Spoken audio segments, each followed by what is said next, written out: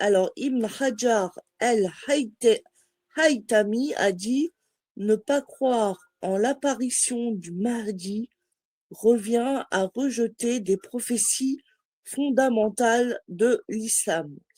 Alors là, ça veut dire que si tu nies l'avènement du Mahdi, ça veut dire que tu crois pas en certaines bases de l'islam, en ce qu'a dit le prophète Mohammed sallallahu alayhi wa sallam.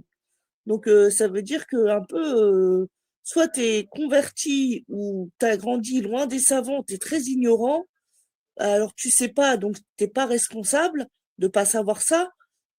Mais si on te l'a dit, des gens dignes de confiance, et que tu le nies et que tu n'y crois pas, ça fait sortir de l'islam puisque ça fait partie des prophéties fondamentales, les fondements de l'islam, donc les bases de l'islam. Donc il y a le cas du converti, il sait pas, et il y a le cas de celui qui a grandi loin des savants. Comme beaucoup de musulmans en France, on a grandi loin des savants.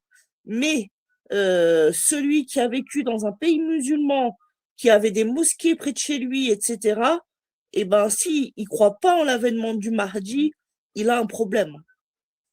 Parce que le prophète, sallallahu alayhi wa sallam, lui-même l'a annoncé. Donc celui qui contredit le prophète, sallallahu alayhi wa sallam, tout en sachant que c'est vrai que le prophète l'a dit, eh bien, il sort de